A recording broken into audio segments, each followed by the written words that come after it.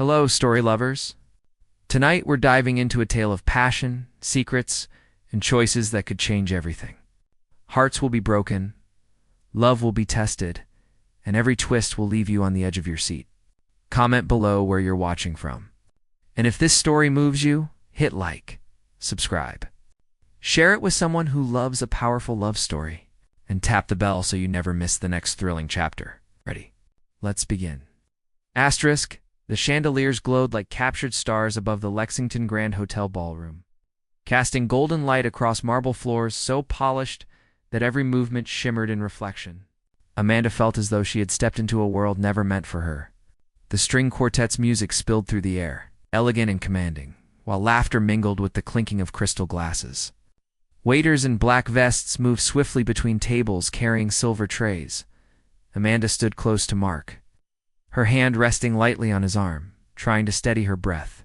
She had never attended a wedding like this one, resembling a royal gala more than a celebration between two people. Mark had assured her she belonged here. He had whispered that tonight would be important, that he would finally introduce her to the people who mattered in his world. She had clung to that promise like a drowning woman clinging to driftwood. For months, Amanda had imagined this night as the moment she might stop feeling invisible. The moment when the man she had been with for years would finally make it clear to everyone that she was more than just a temporary companion. She smoothed the skirt of her navy dress with her free hand, acutely aware that it was not designer or couture, but carefully chosen from the modest budget she managed while juggling rent and medical bills for her mother's long illness. The memory of her mother lying in a quiet care facility across town flickered in her mind. Amanda reminded herself of how far she had come, of the nights she had worked 2 jobs just to keep the lights on, of the endless hours balancing spreadsheets and cashier shifts. She told herself that this night could mark the beginning of something new, the bridge from a life of hardship to one where she might finally be acknowledged as worthy. The bride and groom entered to a wave of applause, their smiles radiant, their clothes gleaming like a vision from a magazine. Amanda forced her lips into a smile, telling herself that she too could be radiant if only Mark would take her hand and lead her into his circle. He guided her forward toward a group of sharply dressed colleagues, men in tailored suits and women draped in shimmering gowns. Her heart pounded faster with each step. She braced herself for the moment he would say her name with pride, that he would announce her as the woman by his side. For a second, she almost believed it was about to happen. Then Mark's stride faltered. His body stiffened. When he turned to her, his eyes held not affection, but disdain. With a voice pitched just loud enough for those nearby to hear, he said coldly, "You are not worth it." The words sliced through the music, through the chatter, through the fragile hopes Amanda had stacked inside her chest. She blinked in disbelief, the air rushing from her lungs as if she had been struck. Around her, the group stilled, their smiles faltering. Some pretended to look away. Others watched with unabashed curiosity. Amanda wanted to believe she had misheard, but the smirk pulling at the edge of Mark's mouth and the knowing glances that darted between his colleagues made it undeniable. He meant it. Every syllable was deliberate. She was not worth his pride, not worth standing beside him, not worth acknowledgement. He released her arm. Before she could react, he was already striding away toward a woman in a crimson gown who leaned in to greet him with a kiss on the cheek. As though Amanda had never existed, a ripple went through the crowd, a collective intake of breath. Suddenly, Amanda felt hundreds of eyes land on her all at once. Whispers rose. The glow of phone screens lifted. Someone even stifled a laugh. Her throat tightened. Her vision blurred under the harsh brilliance of the chandeliers. Her pulse beat so loud she could not hear the music anymore. She told herself to walk, to turn and leave with dignity, but her legs refused to obey. It was as if invisible chains held her in place, forcing her to stand beneath the crushing weight of humiliation in those endless seconds. Memories returned with cruel clarity. The high school dances she missed because she had to work late shifts. The second-hand clothes she wore to college lectures while classmates looked her over. The pitying glances from nurses as she sat through another night in a hospital cafeteria while her mother endured treatments. Every moment when she had been told she did not belong pressed against her until she could hardly breathe. She clutched her small clutch bag tightly, whispering silently that she would not cry here, not in front of them, not in front of Mark and the woman who now occupied his arm. She tried to steady her chin to stand tall. But inside she felt as though her heart had been broken into shards, too sharp to ever piece together again. The music swelled. The laughter resumed. Yet Amanda remained frozen in the middle of a glittering room that had never felt more merciless. The ballroom was alive with golden light, the swirl of music. But to Amanda, it felt as if the air had thinned, leaving her exposed beneath the weight of countless eyes. The chandeliers still gleamed overhead, yet their brilliance mocked her, every shimmer reflecting her shamed around her. The guests whispered in voices meant to be discreet, but sharp enough to cut, though the orchestra played on with dignified elegance. She could hear only the hushed laughter and the faint click of cameras capturing her. Oh, humiliation. A woman in a sequined gown leaned toward her friend and whispered something that made them both cover their mouths, laughter spilling out like venom. A man across the table raised his phone casually as if checking a message, yet the lens was pointed directly at Amanda. She knew then that by tomorrow her shame would not remain within these gilded walls, but would float through social media feeds, dissected and replayed for the amusement of strangers. Amanda wanted to leave, to run from this place, but her body betrayed her. Her shoes felt bolted to the marble floor, her arms stiff at her sides. She swallowed hard, her throat raw from holding back tears, and forced her gaze away from the sight of Mark with the woman in red, their bodies close, their smiles easy, as though his cruel dismissal of her had been nothing more than discarding a broken accessory. She could not understand how he could look at her for years, whisper promises of a future, then so effortlessly erase her with one sentence. The guests resumed their mingling, but Amanda remained in the spotlight of gossip. Every time she shifted her weight, she felt eyes flick toward her, measuring her, confirming that she was the girl who had been deemed unworthy. She thought of her mother lying in a hospital bed across town, fighting to recover, unaware that her daughter was now fighting her own battle for dignity. Amanda remembered the nights she had worked overtime to cover bills, sacrifices she had made to support Mark when he struggled with his career. The meals skipped, the birthdays missed, all the hope she had poured into him. Now it felt like every sacrifice had been ground into dust beneath his shoes. The humiliation was suffocating. Her chest rose and fell with shallow breaths. Her palms dampened against the clutch she clutched like a lifeline. She told herself she would not give them the satisfaction of seeing her crumble. But the tremor in her hands betrayed her. The laughter nearby stung sharper with every second. One guest's voice rose above the hum, mocking. She actually thought he would stay with her. Can you imagine? And another chuckled. Poor thing, she looks lost. The cruelty in their amusement tore at Amanda. Her pride screamed for her to stand tall, to prove that she was more than the girl left behind. Yet her body wavered, her knees weak, her vision tunneling. She tried to focus on the grand details of the ballroom to anchor herself. The velvet drapes, the towering floral arrangements, the sparkling champagne flutes, but even those became symbols of her exclusion, markers of a world that reminded her she did not belong. The more she tried to steady herself, the louder the memories of rejection became.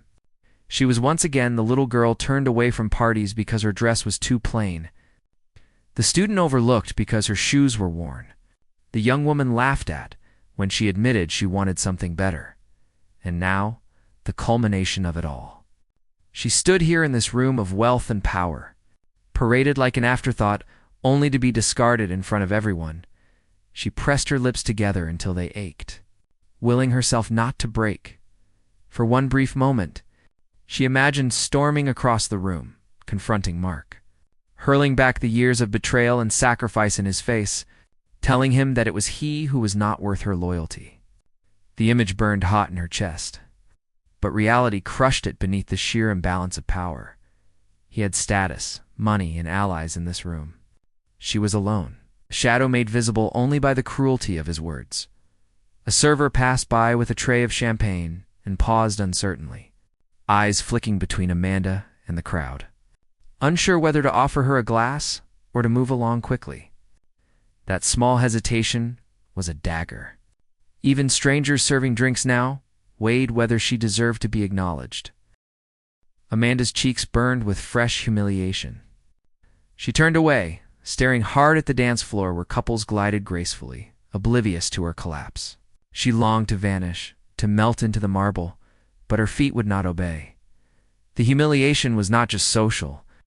It was physical, pressing against her like invisible hands. Trapping her in the center of the spectacle, somewhere across the room, Mark laughed, the sound sharp and careless. Amanda flinched, as if struck. She had once thought his laugh was warm, something she lived for. Now, it was the anthem of her undoing. She imagined tomorrow, the messages she would receive from people she knew. The sympathetic texts, cloaked in curiosity.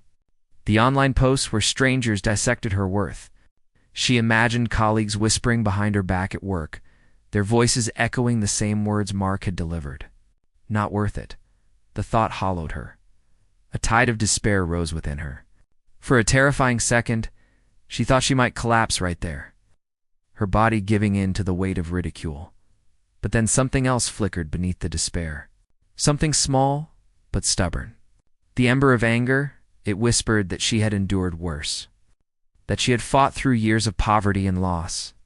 That no man's cruelty should have the power to erase her. She breathed slowly, clinging to that ember, but the swell of mockery around her threatened to smother it. The laughter, the whispers, the camera lenses, all conspired to keep her pinned in shame. Amanda closed her eyes for a heartbeat and told herself that if she could survive one more minute, she might be able to walk away. Yet when she opened them, the ballroom remained the same merciless stage, and her humiliation stretched on, a storm she could not escape, at the far side of the ballroom, where the chandeliers cast softer pools of light over the VIP tables. Adrien Lancaster sat quietly, a glass of untouched champagne before him. He was used to observing people, to measuring situations without rushing to insert himself. Tonight had been no different until he saw the scene unfold with Amanda from his vantage point. He had watched the young woman arrive beside a man who carried himself with smug confidence. He had seen the fragile hope in her eyes, the way she smoothed her dress as though preparing for something important. Then he had watched the man destroy her with 4 words. Adrien's jaw tightened. He had seen cruelty before. He had witnessed betrayal in boardrooms, in courtrooms, in the cold corridors of power where he had spent most of his adult life. But there was something about this particular brand of cruelty, public and deliberate, that ignited something dark and protective within him. He set down his glass. His companion, business associate, leaned in. "You know her?" "No," Adrien said quietly, his eyes never leaving Amanda's frozen figure. "But I'm about to." He stood, his tall frame cutting an imposing silhouette, as he moved through the crowd with purpose. Amanda felt him before. She saw him, a presence move through the crowd, with the kind of authority that made people instinctively step aside. The whispers around her shifted, no longer focused on her humiliation, but on whoever was approaching. She lifted her gaze through the blur of unshed tears and found herself looking at a man who seemed carved from a different world entirely. Tall, with dark hair swept back from a face that was all sharp angles and controlled intensity. His suit was impeccable, midnight black and clearly bespoke, but it was his eyes that held her. Gray, like storm clouds before lightning, and fixed on her with an unsettling focus. He stopped directly in front of her, close enough that she could smell his cologne. Something expensive and subtle that spoke of old money and quiet power. "Dance with me," he said. It was not a question. Amanda's breath caught. "I don't know you." "No," he agreed, his voice low and steady. "But every person in this room is watching you right now, waiting to see if you'll break. If you walk away alone, they win. If you dance with me, you take back your power." She stared at him, her mind struggling to process what was happening. This stranger, this man who looked like he belonged in boardrooms and private jets, was offering her a lifeline in the middle of her worst nightmare. "Why?" she whispered.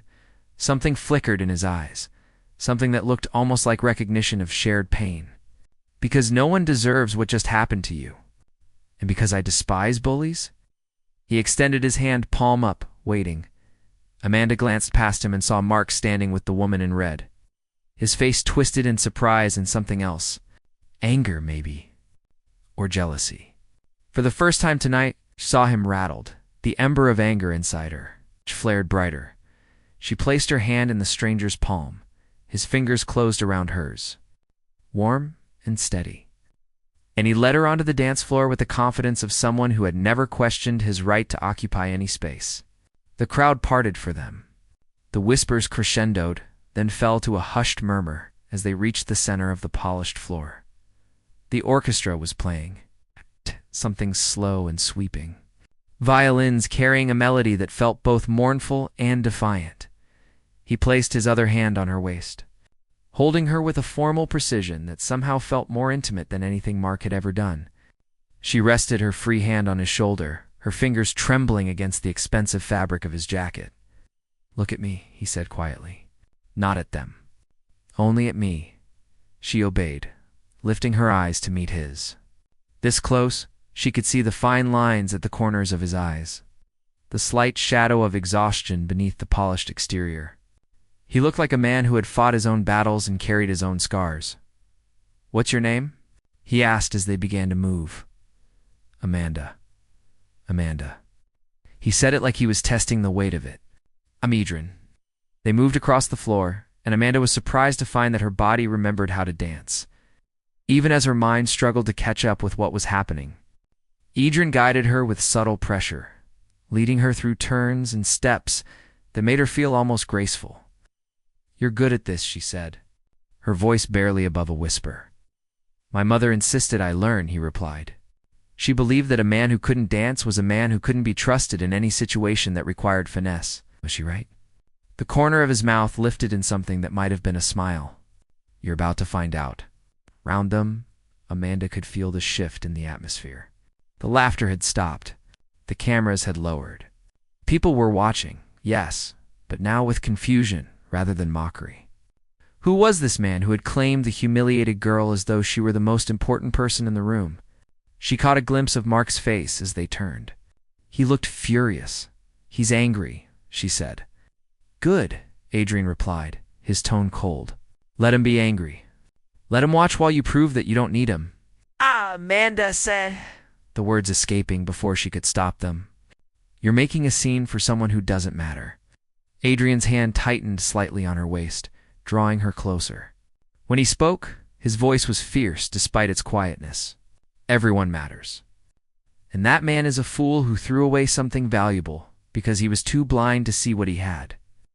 Tears burned in Amanda's eyes again, but this time they were different. Not tears of humiliation, but of something she couldn't quite name. Gratitude, maybe? Or the dangerous beginning of hope. "Why are you really doing this?" she asked. He was silent for a long moment, his gaze never leaving hers. Then he said, "Because 3 years ago, someone humiliated me in front of everyone I knew. They made me feel small and worthless and alone. And no one stepped in. No one helped. So when I saw what was happening to you, I decided I wouldn't be the person who looked away." The music swelled around them, and Amanda felt something shift inside her chest. This man, this stranger, had scars too. He understood. "Thank you," she breathed. "Don't thank me yet," he said. "The night isn't over." As if summoned by his words, Mark appeared at the edge of the dance floor, his face flushed with anger and alcohol. The woman in red was nowhere to be seen. "Amanda," he called out, his voice cutting through the music. "We need to talk. Now." Adrien's expression didn't change, but Amanda felt his body tense. A predator recognizing a threat. "The lady is occupied," Adrien said, his voice carrying across the floor with icy precision. "The lady is my girlfriend," Mark shot back. "And I don't know who you think you are, but you need to step away." "Ex-girlfriend," Amanda found herself saying, surprised by the strength in her own voice. "As of about 10 minutes ago when you told me I wasn't worth it." Mark's jaw clenched. "That was a misunderstanding. You took it the wrong way." "I took it exactly the way you meant it," Amanda replied. The anger was fully awake now, burning away the remnants of her humiliation. You wanted to humiliate me in front of your colleagues. You wanted everyone to see you discard me. You got what you wanted. Don't be dramatic, Mark said, stepping onto the dance floor. You're making a scene. No, Adrien interjected, his voice dropping to something dangerous. You made the scene. She's simply refusing to play the role you assigned her. Mark's eyes flickered with something ugly. And who the hell are you? Adrien Lancaster, he replied calmly. The name landed like a bomb. Amanda didn't recognize it, but clearly others did. She heard gasps, saw people pull out their phones again, this time with a different kind of frenzy. Mark's face went pale, then red, then pale again. You're him? Mark stammered. The Lancaster heir. The one who took over Lancaster Global after my father tried to destroy it from the inside. Yes, Adrien finished. I'm familiar with my own history. He turned his attention back to Amanda, effectively dismissing Mark as though he were nothing. Would you like to leave? Amanda looked at Mark, at the man who had made her feel worthless, who had used her and discarded her. Then she looked at Adrien, at this stranger who had given her back her dignity when he had no reason to care. Yes, she said. I would. Adrien released her from the dance hold, but kept her hand in his. He guided her off the floor, moving past Mark without another glance. The crowd parted again, but this time, Amanda felt the weight of their stares differently. She was no longer the object of pity. She was the woman leaving with Adrien Lancaster. As they reached the ballroom doors, Mark called out one more time. You'll regret this, Amanda. When he's done with you, you'll have nothing. Adrien paused, glancing back with an expression that could freeze fire. If you ever speak to her again, or about her, you'll discover exactly how much power the Lancaster name still carries. And I promise you, you won't enjoy the lesson. Then they were through the doors. Into the marble lobby, where the noise of the ballroom faded to a distant hum. Amanda's legs finally gave out. She stumbled, and Adrien caught her, his arms strong and steady as he guided her to a velvet bench against the wall. Breathe, he said gently, kneeling in front of her. Just breathe. She gulped air, her whole body shaking with adrenaline and shock and the aftermath of rage. I don't understand what just happened. You survived, Adrien said simply. That's what happened. Oh. But you, she looked at him, really looked at him. You're someone important. People recognized your name. Why would someone like you risk anything for someone like me? His expression darkened. Don't ever diminish yourself like that. You're not someone like you. You're a woman who deserved better than what she got tonight. You don't know me, Amanda said, but her protest was weak. No, he agreed. I don't, but I'd like to. She stared at him, searching his face for deception, for ulterior motives. All she saw was sincerity and something else. Something that looked like loneliness. Why? She asked again. He stood, offering his hand once more. Let me buy you dinner, somewhere far away from here, and I'll tell you exactly why. Amanda knew she should say no. She should go home, lick her wounds, and try to rebuild her life away from all of this. But something in Adrien's eyes called to something in her. A recognition of shared damage. A possibility of understanding.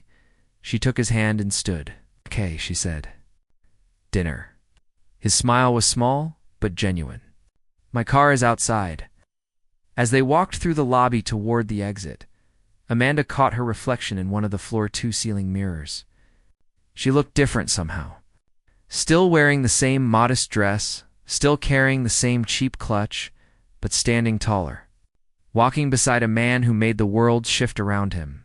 The doorman held open the heavy glass doors, and they stepped out into the cool night air. A sleek black car waited at the curb, its engine purring softly. Adrien opened the back door for her, and Amanda slid inside, the leather seats soft and clearly expensive. He followed, and the door closed with a quiet, solid thunk that seemed to seal them off from the rest of the world, as the car pulled away from the hotel. Amanda watched through the tinted windows as the glowing facade of the Lexington Grand grew smaller behind them. Where are we going? She asked. Adrien was watching her with that same intense focus. Somewhere you can tell me everything. and where I can begin to make amends for living in a world where men like that think they can treat women the way he treated you. You don't owe me anything, Amanda said. Maybe not, he replied quietly. But that doesn't mean I don't want to give you something anyway. The car turned onto a darker street, away from the bright lights of the hotel district, carrying them toward something Amanda couldn't yet name. Something that felt like danger and salvation all at once. And for the first time in hours, Amanda realized she wasn't thinking about Mark at all. The restaurant was tucked away on a quiet street in the Upper East Side, the kind of place without a sign, where entry required knowing exactly where to look. Adrien guided Amanda through an unmarked door and down a stone staircase lit by flickering sconces. At the bottom, a maitre d', in an immaculate suit, greeted them with recognition. "Mr. Lancaster? Your usual table? Please." They were led through a dining room of exposed brick and candlelight, past tables occupied by people who spoke in hushed tones and wore the casual confidence of old wealth. The usual table turned out to be a corner booth separated from the rest of the room by a carved wooden screen, offering privacy without isolation. Amanda slid into the booth, hyper-aware of how out of place she felt. The other women here wore jewelry that probably cost more than her annual rent. Yet Adrien seemed oblivious to the disparity, settling across from her with an ease that suggested he'd never questioned his right to occupy any space. "Wine?" he asked. "I don't drink much. Neither do I water, then." The simplicity of the question, the lack of judgment, loosened something in Amanda's chest. "Water sounds good," Adrien ordered for both of them in flawless Italian. A brief conversation with the waiter that made the man smile before he departed. Then Adrien's full attention returned to Amanda, and she felt the weight of it like a physical thing. "Tell me about tonight," he said quietly. "Before it all went wrong, so she did." The words spilled out of her, unpracticed and raw. She told him about Mark's promises, about the months of feeling invisible, about tonight's hope that she would finally be acknowledged. She told him about her mother in the care facility, about the job she'd worked, about the sacrifices she'd made believing they were building towards something real. Adrien listened without interrupting, his gray eyes never leaving her face. When she finally ran out of words, he was quiet for a long moment. "Career years," he said finally. "You gave him 3 years. I loved him. Or I thought I did. There's a difference between loving someone and loving who you hope they'll become," Adrien said, his voice carrying the weight of experience. "Trust me, I know." "Is that what happened to you? The humiliation you mentioned?" His jaw tightened almost imperceptibly. "Her name was Victoria. We were engaged. My father's company was imploding. The board was in chaos. I was working 20-hour days trying to save everything he'd built. Victoria told me she understood, that she'd wait." "She didn't wait," Amanda said softly. "No, she held a press conference instead. Announced she was breaking our engagement because I was, quote, emotionally unavailable and too damaged by my father's crimes to be a suitable partner. She did it on the courthouse steps the day my father was sentenced. Every news outlet in the city covered it." "God," Amanda breathed. "The worst part wasn't the humiliation," Adrien continued, his voice carefully controlled. "It was realizing she'd been planning it for weeks, timing it for maximum impact. She turned our private pain into a public spectacle for her own benefit. She got a book deal out of it, actually. Did the talk show circuit playing the victim who'd narrowly escaped the damaged son of a criminal? I'm so sorry." He shook his head. "Don't be. It taught me something valuable. People reveal themselves when stakes are high. Mark revealed himself tonight. Victoria revealed herself 3 years ago. The question is what we do with that knowledge." The waiter returned with their food. Plates of pasta so artfully arranged they looked like edible art. Amanda picked up her fork. "Suddenly starving despite everything?" "This is incredible," she said after the first bite. "Chef Mario grew up in my family's home in Tuscany," Adrien explained. "When I helped him get his visa to come here, he insisted on paying me back. This restaurant is how he does it. You helped him?" "I help people when I can," Adrien said simply. "It's how I try to offset the damage my father did." Amanda set down her fork, studying him. "What did your father do?" "He embezzled $300 million from his own company," Adrien said flatly. "Pension funds, employee savings, investor capital. He stole from people who trusted him, then fled the country. They caught him in Monaco. He died in prison 2 years ago. The words were delivered without emotion, but Amanda could see the pain beneath them. The careful control was a wall built from necessity, not nature. "You're not him," she said. "No," Adrien agreed, "but I carry his name, his legacy. Every business deal I make, every person I meet, they all wonder if I'm like him. If the apple fell close to the tree, is that why you stepped in tonight? To prove you're different?" His eyes met hers, and for the first time, she saw something vulnerable there. "Maybe I stepped in because when you're drowning, you recognize the look on someone else's face when they can't breathe either." The honesty of it hit Amanda like a physical blow. This man, this stranger who'd rescued her, wasn't operating from a place of strength. He was operating from a place of shared damage. "We're a mess," she said, surprised to find herself smiling slightly. "Completely," he agreed, and his own mouth curved in response. "But at least we're honest about it." They ate in comfortable silence for a while, the noise of the restaurant a pleasant hum around them. Amanda felt the adrenaline of the evening slowly draining away, replaced by exhaustion and something else. Something that felt dangerously like connection. What happens now? She asked eventually. Adrien set down his wine glass, which he barely touched. "That depends on what you want." "I don't know what I want," Amanda admitted. "A few hours ago I thought I knew. I thought I wanted Mark to claim me, to validate me. Now, I realize how stupid that was. I was trying to get worth from someone who never valued me in the first place." "That's not stupid," Adrien said gently. "That's human. We all want to be seen. To matter to someone? Do you matter to someone?" He was quiet for a beat too long. "No, not really. There are people who work for me, people who depend on me professionally, but no one who knows me, not the way Victoria pretended to." "So we're both alone," Amanda said. "Yes." The word hung between them, heavy with meaning. Then Adrien leaned forward slightly, his intensity returning. "But we don't have to be," he said. "I have a proposition for you." Amanda's stomach tightened. "What kind of proposition?"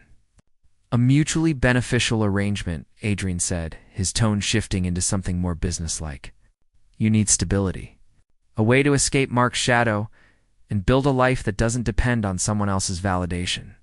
I need someone I can trust in situations where appearances matter. Someone who understands what it's like to be judged unfairly." "You want me to be your fake girlfriend," Amanda said flatly. "I want you to be my partner," he corrected. "In public, at least. For 6 months. In exchange, I'll cover your mother's medical expenses, set you up in a better apartment, and pay you a salary that will let you quit those jobs that are draining you dry." The offer was so unexpected, so impossibly generous, that Amanda couldn't process it at first. "Why would you do that?" "Because I need someone by my side who isn't looking for a book deal or a tabloid story. Someone who knows what it's like to be used. You help me rebuild my reputation, prove I'm not my father, and I help you build the life you deserve." "This is insane," Amanda said, but she didn't dismiss it outright. She couldn't. The thought of her mother in that facility, the mounting bills, the endless shifts that left her exhausted and empty. It all weighed against the insanity of what Adrien was suggesting. "Is it?" Adrien challenged. "We're both honest about what this is. No lies, no false expectations. Just two people helping each other survive in a world that's tried to destroy them both." Amanda's heart pounded. "And what happens after 6 months? We part ways as friends, if nothing else. You'll have savings, stability, and 6 months to figure out what you really want. I'll have proved to my board and investors that I'm capable of maintaining normal human relationships. Everyone wins. Except it's not real," Amanda said. Adrien's expression softened. "Does it need to be? We already understand each other better than most couples do after years together. We've both been betrayed. We both know what it's like to be deemed not worth it. If we're going to build something, even something temporary, at least it'll be built on truth." Amanda stared at him, her mind racing. Every rational part of her screamed that this was dangerous, that getting involved with someone like Adrien Lancaster was asking for trouble. But the rational part of her had also stayed with Mark for 3 years, believing in promises that were never real. Maybe it was time to try something different. Something honest, even if it was strange. "I need to think about it," she said. "Of course." Adrien pulled a business card from his pocket and slid it across the table. "My private number. Call me when you've decided." "But Amanda?" His eyes locked with hers. "Whatever you choose, tonight changed something. For both of us. Don't go back to Mark. Don't let him convince you that what happened was your fault. Promise me that much." "Promise," Amanda said, and meant it. They finished their meal in thoughtful silence. The proposition hanging between them like a bridge neither was quite ready to cross, but both could see clearly. When Adrien's driver dropped her off at her small apartment across town, he walked her to the door. "Thank you," Amanda said. "For everything tonight." "Don't thank me yet," he replied, echoing his earlier words. "I have a feeling we're both about to make this a lot more complicated." Then he was gone, sliding back into the car that disappeared into the night, leaving Amanda standing in the dim hallway of her building with a business card in her hand and a decision that felt impossibly large. She climbed the 3 flights to her apartment, unlocked the door, and stepped into the cramped studio that had been home for the past 2 years. The contrast to Adrien's world couldn't have been starker. Peeling paint, a radiator that clanked furniture from thrift stores, but it was hers. Every piece of it earned through her own work. The question was whether she was ready to step into a different world, even if it meant playing a role. Even if it meant tangling her life with someone as damaged and complicated as Adrien Lancaster. Her phone buzzed. A text from Mark. "We need to talk. What happened tonight was a mistake. I'm sorry. Please call me." Amanda stared at the message for a long moment. Then she deleted it without responding. She pulled out Adrien's business card, running her thumb over the embossed lettering. Simple, elegant, expensive. She had until morning to decide. But as she lay in bed staring at the water-stained ceiling, she realized her decision was already made. She wasn't going back. Not to Mark, not to being invisible. If Adrien Lancaster wanted a partner, even a temporary one, she would be the best partner he'd ever had. And maybe, just maybe, she'd figure out who Amanda really was in the process. Her phone was in her hand before she could second-guess herself. She typed out a message to the number on the card. "I'll do it. When do we start?" The response came within seconds, as if he'd been waiting. "Tomorrow. I'll send a car at 9. We have a lot to discuss. And Amanda, you won't regret this." She set the phone down, her heart racing with equal parts fear and anticipation. Outside her window, the city hummed with late-night traffic and distant sirens. Somewhere out there, Adrien was probably in some penthouse with floor-to-ceiling windows, looking out at the same city from a completely different vantage point in 12 hours. Their worlds would collide in a way neither of them could predict. Amanda closed her eyes and tried to sleep, knowing it wouldn't come easily. She had just agreed to become someone else's solution, while hoping to find her own. The arrangement was transactional, temporary, safe. But the way Adrien had looked at her across the table, the way his hand had felt steadying her, the way he'd understood her pain without her having to explain it, none of that felt transactional at all. And that, Amanda realized, as sleep finally claimed her, was exactly what made this so dangerous. 3 months passed like a fever dream Amanda had stepped into Adrien's world and found it both more dazzling and more suffocating than she'd imagined. The apartment he'd arranged for her was in a building with a doorman and actual marble in the bathroom. Her mother had been transferred to a private facility where the nurses knew her name in the rooms, had windows overlooking a garden. The medical bills that had crushed Amanda for years simply vanished. Handled by Adrien's accountant with the stroke of a pen. In exchange, Amanda became Adrien, Lancaster's constant companion. They attended charity galas, where she wore dresses that cost more than her old monthly salary. They sat through business dinners where she learned to navigate conversations with venture capitalists and board members. They posed for photographs at gallery openings and theater premieres. Adrien's hand always steady on the small of her back, his presence a shield against the curious stares and whispered questions, and slowly, impossibly, the performance began to feel real. It happened in small moments. The way Adrien would text her in the middle of the day just to ask how she was doing, the coffee he'd have waiting for her when his driver picked her up, made exactly the way she liked it. The night he'd canceled a crucial meeting because Amanda's mother had a health scare, and he'd driven Amanda to the facility himself, waiting in the car for 3 hours without complaint. "You didn't have to do that," Amanda had said when she finally emerged, exhausted and wrung out.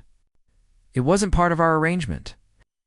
"Maybe I wanted to," Adrien had replied. The look in his eyes had made her breath catch. They maintained careful boundaries.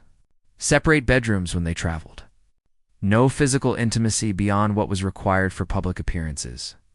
But the emotional intimacy grew like a vine neither of them knew how to prune, wrapping around them in ways that felt both comforting and dangerous. Tonight was the biggest test yet. The Lancaster Global Annual Investor Gala held in the ballroom of the Plaza Hotel. 500 people, including every board member who'd questioned Adrien's fitness to lead the company his father had nearly destroyed. This was the night Adrien had been working toward since the beginning. The night he would prove he was nothing like his father. And Amanda was his proof.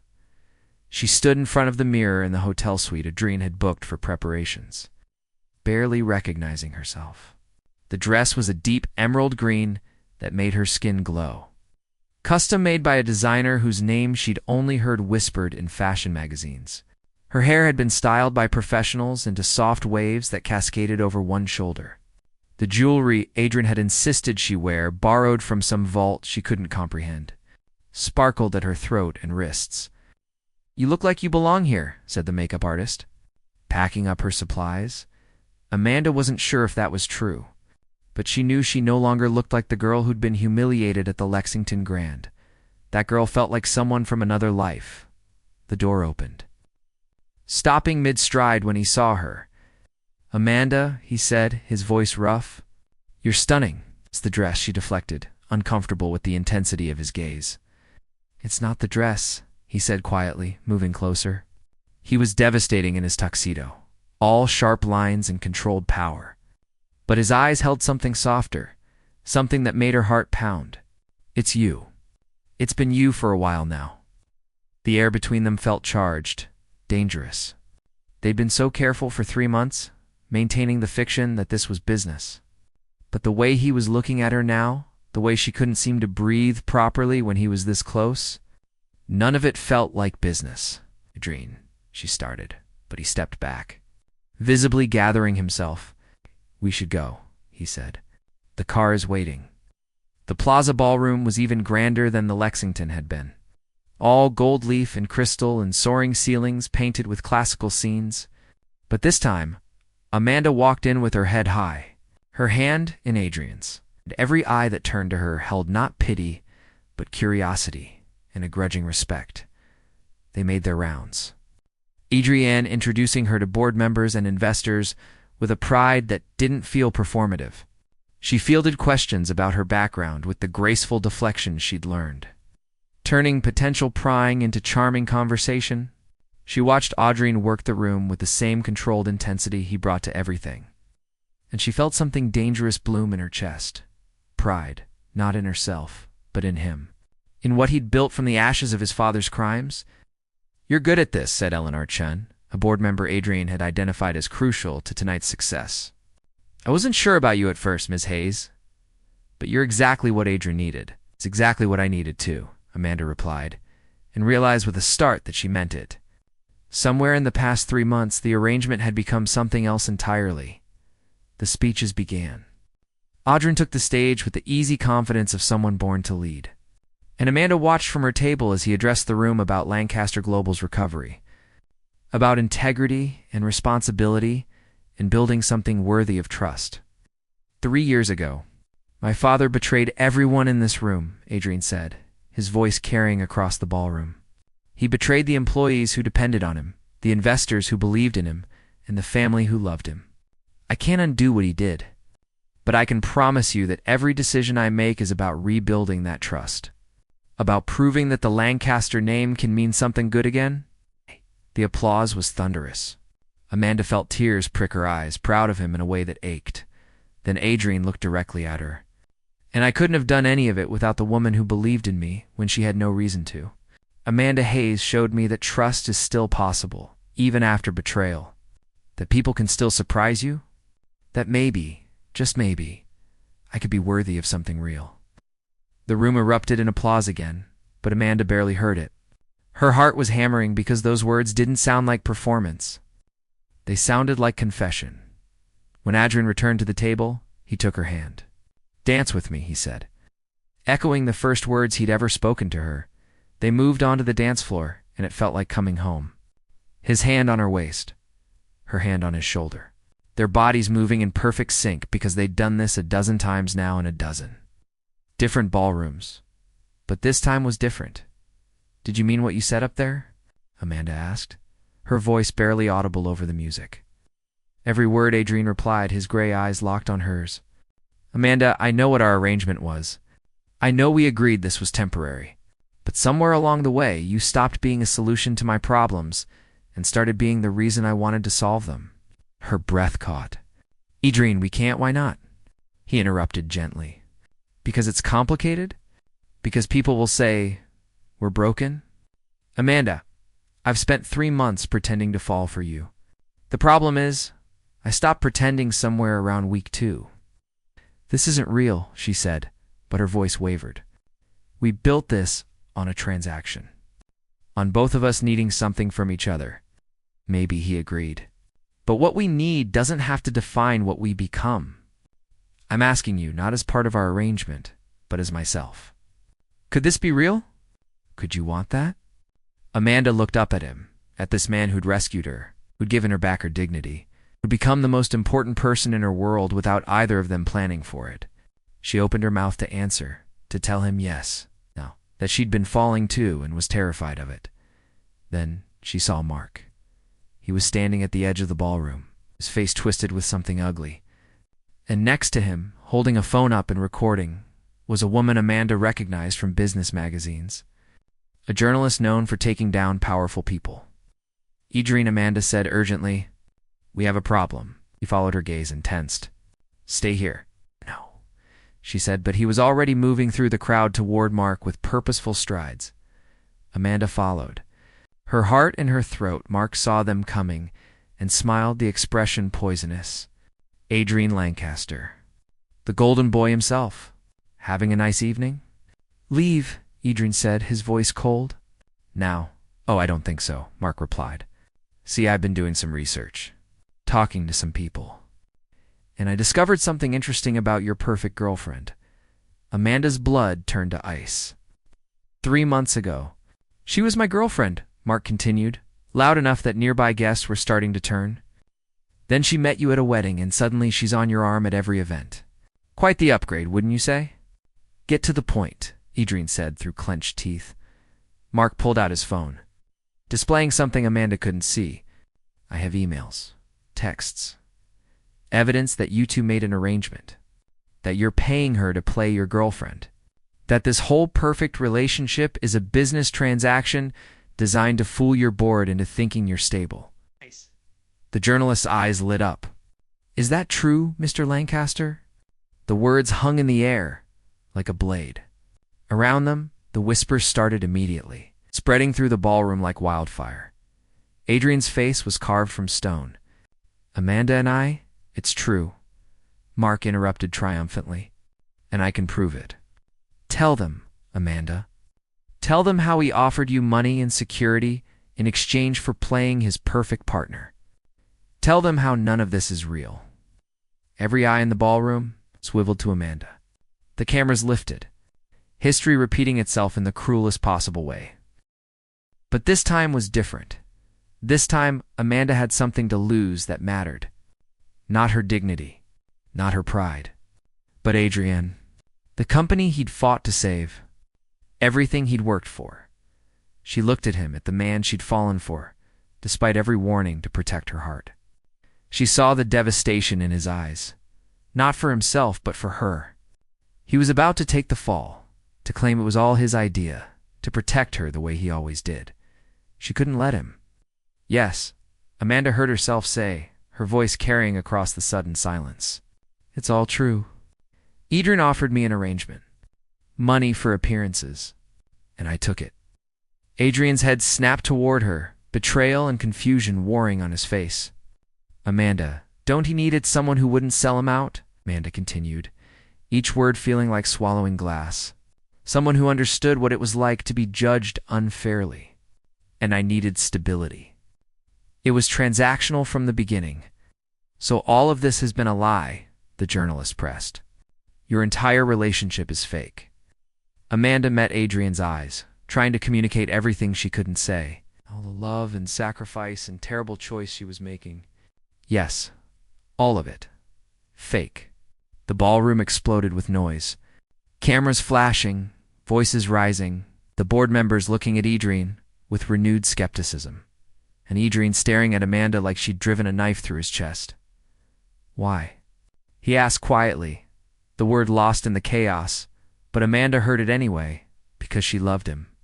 Because Mark's evidence would destroy everything if she didn't own it first.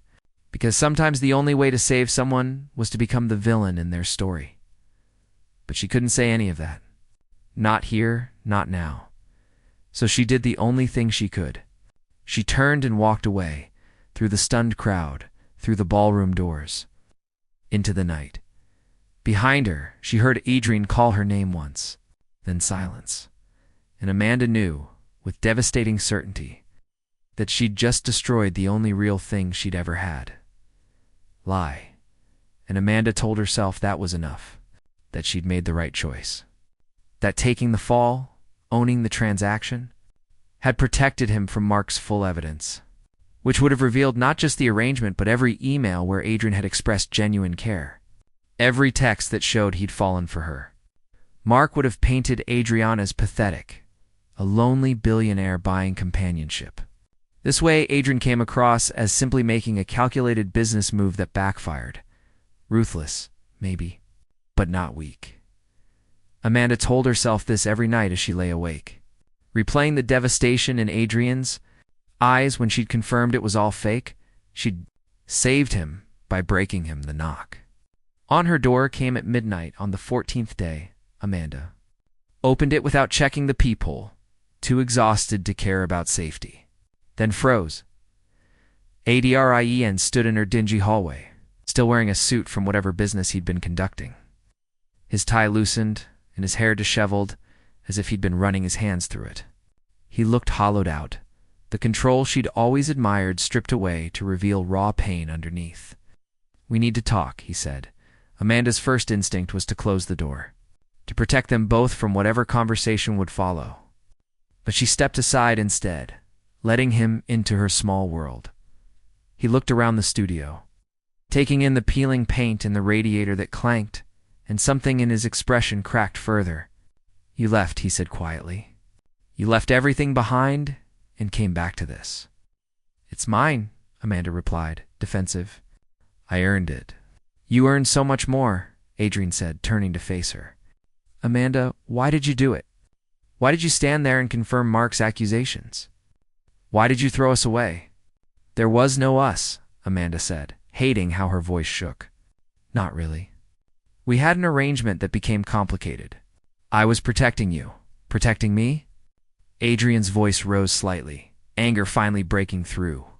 By confirming every suspicion the board had, by making me look like a fool who got played?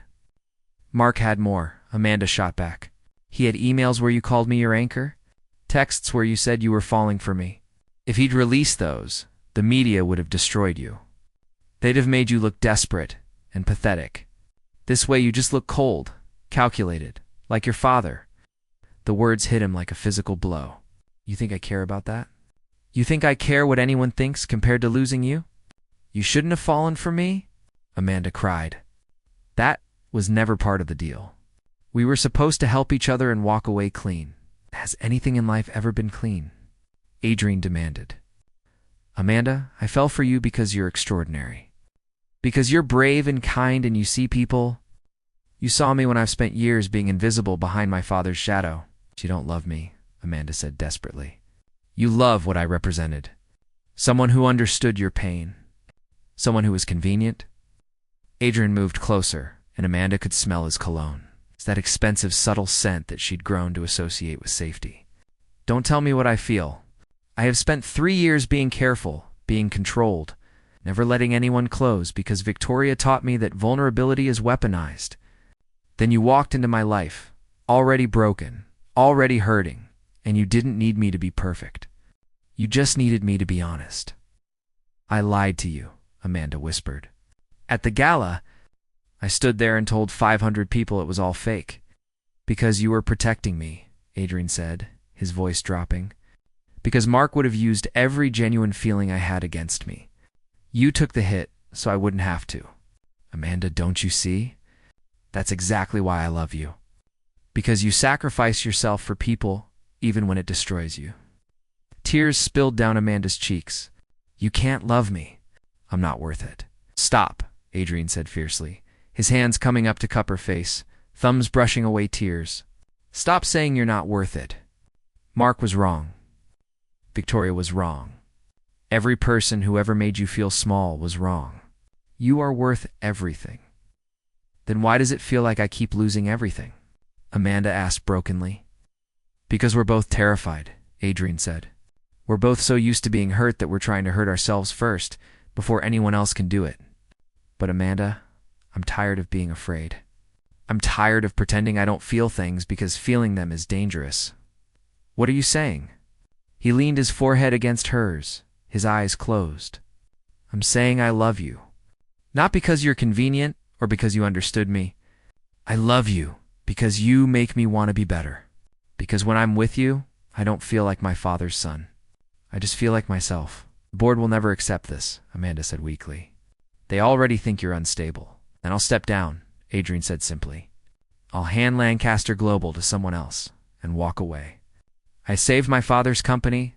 I rebuilt what he destroyed. But I'm not destroying myself for it. Not again. Not when the alternative is you. Amanda pulled back, staring at him in shock. You can't do that. That company is everything you've worked for. No, he corrected gently.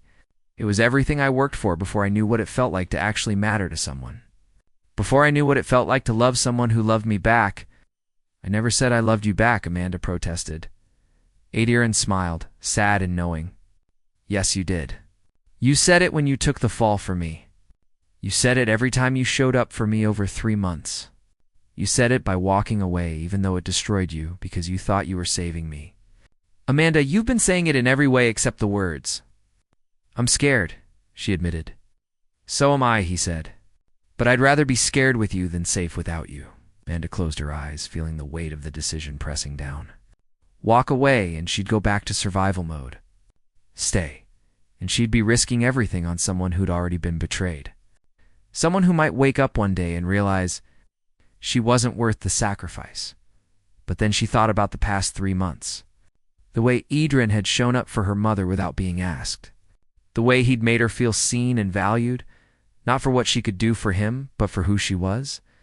The way he'd fought for her, even when she'd tried to push him away. Maybe that was what love actually looked like. Not perfect, not easy, but showing up anyway. The board won't let you step down, Amanda said finally. You're too important to Lancaster Global. But they might let you stay if we do this differently. What do you mean? Amanda pulled out her phone, scrolling through the barrage of messages she'd been ignoring. She found the one she was looking for and held it up. Eleanor Chen has been trying to reach me. She says she wants to talk. Privately. Adrien read the message, confusion crossing his face. Eleanor was one of the people who wanted me removed after the scandal. Or maybe she's smarter than we think, Amanda said. Maybe she knows that a CEO who's willing to risk everything for someone he loves is exactly the kind of person who won't repeat his father's mistakes. Hope flickered in Adrien's eyes. You're saying we should fight for this? Not run from it. I'm saying I'm tired of running, Amanda said. I'm saying that for once in my life, I want to fight for something that's real. Even if it's messy. Even if it's complicated. It'll be worse than complicated, Adrien warned. The media will never leave us alone. People will always question whether you're with me for money. Every decision I make will be scrutinized through the lens of whether you're influencing me. Good, Amanda said, feeling strength return to her voice. Let them scrutinize. Let them question. Because they'll see that I'm not going anywhere. That we're not hiding what we are. And what are we? Adrien asked softly. Amanda took his hands, lacing their fingers together. We're two people who got a second chance at something real, who found each other in the wreckage and decided to build something new. We're not perfect, and we're not going to pretend to be. But we're honest. And maybe that's enough. It's more than enough, Adrien said, pulling her close. Amanda Hayes, will you give me a real chance? No arrangements, no contracts. Just us, figuring this out together? Yes, she breathed. On one condition, anything. My mother gets to meet you. The real you, not the billionaire. And if she doesn't approve, we take it as a sign. Adrien laughed, the sound breaking the tension like sunlight through clouds. Deal, but I should warn you, mothers tend to like me. That's because they don't know what a mess you are, Amanda teased. It takes one to know one, he replied. And then he was kissing her finally, after 3 months of careful distance. The kiss was gentle and fierce all at once, tasting of tears and hope in every word they'd left unspoken when they broke apart. Both breathing hard, Adrien rested his forehead against hers again. I'm going to disappoint you sometimes, he said quietly. I'm going to make mistakes. I'm my father's son, and that legacy doesn't just disappear. I'm going to doubt myself, Amanda replied. I'm going to feel like I don't belong in your world. I'm going to be terrified of losing everything again. Then we'll disappoint each other and doubt ourselves together, Adrien said. And we'll remind each other why we chose this anyway. Why did we choose this? Amanda asked, needing to hear it. Because love isn't about finding someone perfect, Adrien said. It's about finding someone whose damage fits with yours. Someone who understands the scars and wants to build something beautiful anyway. You're my person, Amanda. You were from the moment I saw you standing in that ballroom refusing to break. I almost broke, she admitted. You didn't, and neither did I. So maybe we're stronger than we think. They stood together in Amanda's tiny studio, the radiator clanking and the city humming outside the window. It wasn't a ballroom or a penthouse. It wasn't glamorous or perfect, but it was real, and for two people who'd spent their lives being told they weren't worth it, real was everything. Tomorrow, Adrien said, eventually, we call Eleanor. We face the board. We do this the right way. And tonight? Amanda asked. Tonight we just exist, he said. No plans. No strategies. Just us. So they did. They sat on Amanda's second-hand couch, drinking cheap wine from mugs because she didn't own proper glasses. They talked about everything and nothing. About childhoods and dreams, and all the moments that had led them to each other. They fell asleep tangled together, and when morning came, they woke up still holding on. The road ahead wouldn't be easy. They'd face judgment and skepticism and the constant weight of public scrutiny. But they'd face it together, with honesty and courage and the kind of love that grew from ashes. 6 months later, Amanda stood in Lancaster Global's boardroom as Adrien announced a new corporate initiative focused on helping families struggling with medical debt. They'd named it the Lancaster Foundation, and Amanda would run it. Some people questioned my judgment, Adrien said, looking directly at her. They said I let emotion cloud my business sense. But I've learned that the best decisions I've made have been when I listened to my heart instead of my fear. Amanda taught me that. And if this company is going to truly be different from what my father built, it has to care about people the way she taught me to care. The board approved the initiative unanimously. Eleanor Chen, who'd become an unlikely ally, caught Amanda's eye and smiled. Outside the boardroom, Adrien took Amanda's hand. Ready for the next chapter? Amanda looked at him, at this man who'd risked everything for her, who'd shown her what it meant to be valued and loved. Ready? She said. They walked out of Lancaster Global together, into the sunlight of a New York afternoon, toward a future they'd build with honesty and courage, and the unshakable knowledge that they were exactly where they belonged. Together, the end.